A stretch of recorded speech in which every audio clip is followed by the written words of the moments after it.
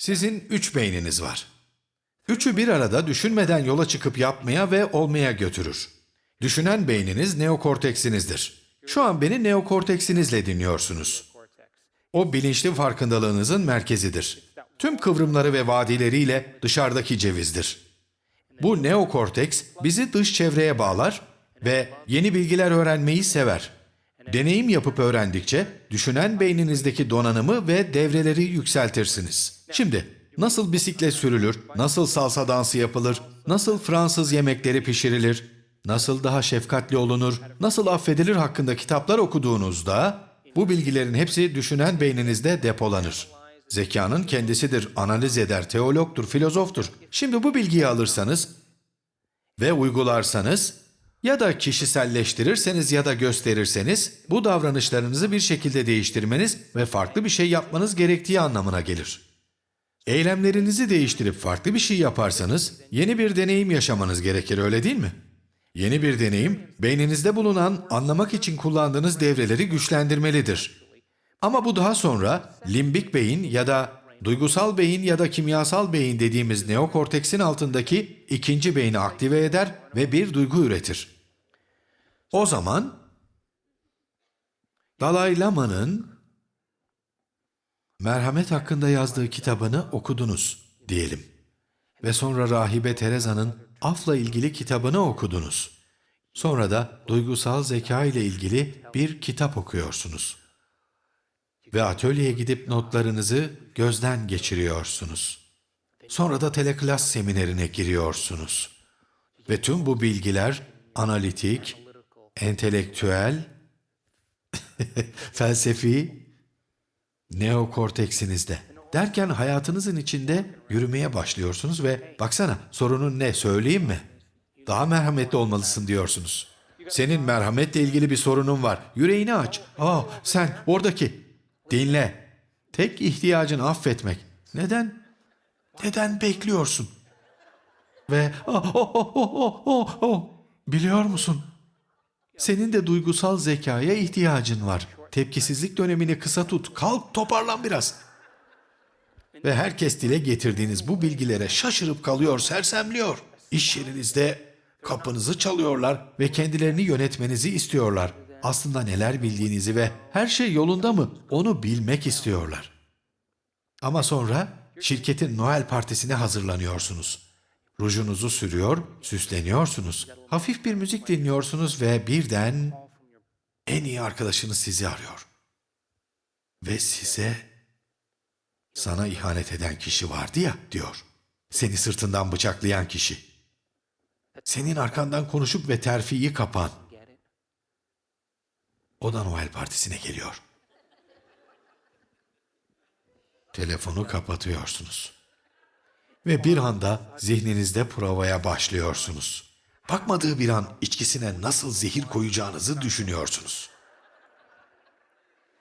Tuvalete gidip kapıyı da içeriden kilitlemeyi düşünüyorsunuz. Onu tuvaletlerden birine çekip kafasını duvardan duvara çarpmayı planlıyorsunuz. Onu herkesin önünde nasıl utandıracağınızı düşünmeye başlıyorsunuz ama sonra bir anda duruyorsunuz. Şöyle diyorsunuz. Hayır, olmaz. Ben merhametle ilgili kitap okudum. Lanet olsun. Şimdi bir şey yapmam lazım.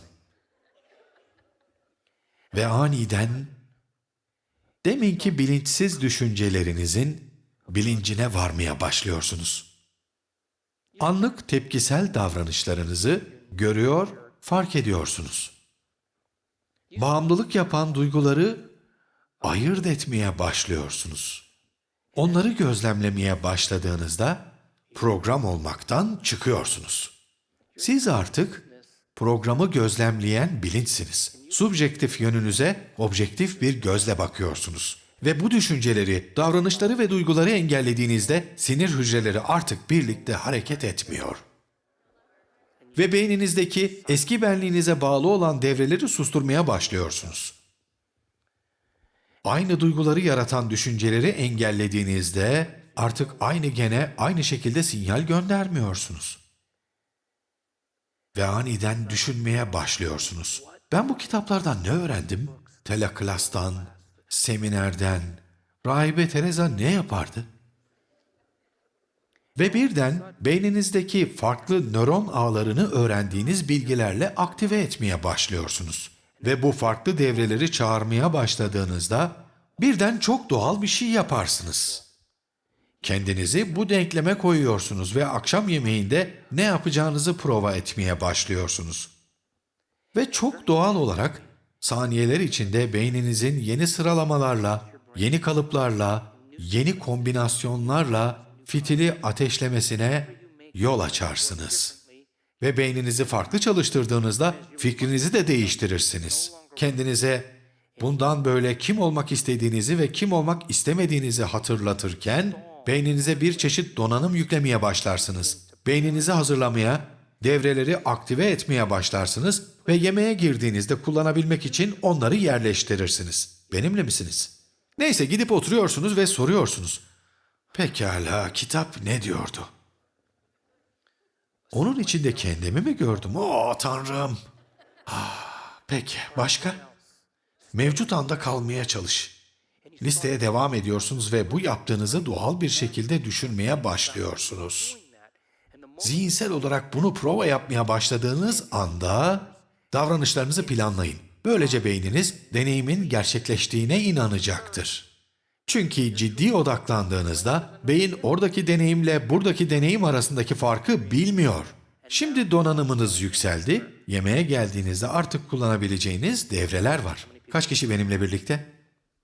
Ve şimdi yemek salonuna giriyorsunuz. Kendinize artık kim olmak istemediğinizi ve kim olmak istediğinizi hatırlatıyorsunuz. Rahibe Teresa'yı ve Dalai Lama'yı düşünüyorsunuz. Ve birdenbire davranışlarınızı niyetlerinize uygun hale getiriyorsunuz. Hareketlerinizi düşüncelerinize eşitliyorsunuz. Zihninizi ve bedeninizi birlikte çalıştırıyorsunuz. Ve birdenbire düşmanınızın hemen önünde yeni bir deneyim yaşıyorsunuz. Kitabın söylediklerini aynen yapıyorsunuz. Kalbiniz açılıyor. Şefkat hissediyorsunuz. Sevgi hissediyorsunuz. Özgürlük hissediyorsunuz. Ve bu duyguyu hissettiğiniz anda zihninizin anladığı şeyi bedeninizin de anlaması gerektiğini ona kimyasal olarak öğretiyorsunuz. Yani bilgi zihin için gereklidir. Deneyim de beden için. Ve işte o anda bilgiyi somutlaştırmış oluyorsunuz. Sözcükler ete bürünüyor. Yeni yollarla, yeni genlere sinyal veriyorsunuz. Ve limbik beyin denen ikinci beyinde artık felsefi olarak değil, somut olarak ne anlama geldiğini göstermek için bir miktar kimyasal salgılıyor. Ama şimdi içsel düzeyde anlamaya başlıyorsunuz. Ve bedeninize, zihninizin entelektüel açıdan ne anladığını öğretiyorsunuz. Olay artık felsefi boyutta değil. Kalbin açık. Bunu farklı bir varlığın merceğinden görüyorsunuz. Çünkü zihniniz ve bedeniniz birlikte çalışıyor. Ama bunu bir kez yapmak yeterli değil.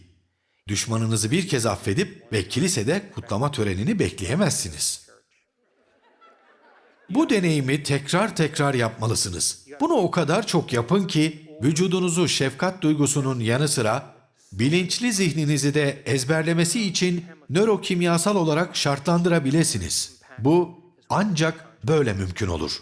Zihninizi ve bedeninizi birlikte çalıştırabildiğinizde ya da bedeniniz şefkatin zihni olduğunda, zihinle bedeni birleştirdiğinizde artık bir varoluş durumundasınızdır. Ve varoluş halinde bilinçaltınızın bulunduğu beyincik denilen üçüncü beyni etkinleştirirsiniz. Bunu o kadar çok uyguladınız ki artık bilinçli düşünmenize pek de gerek kalmadı. O sizin özünüz, gerçek benliğiniz. Bunu nasıl yapacağınızı biliyorsunuz ama nasıl bildiğinizi bilmiyorsunuz. Çünkü bu bilinçaltıdır. Kendiliğinden olur, zahmetsizdir, ikinci doğadır. Ve bu yetkinlik seviyesine sahip olduğumuz noktaya geldiğimizde hiç kimsenin, hiçbir şeyin, hiçbir deneyimin bizi ondan uzaklaştıramayacağı bir iç nörokimyasal düzeni ezberlediğimizi söyleyebiliriz. Ve biz buna ustalık diyoruz.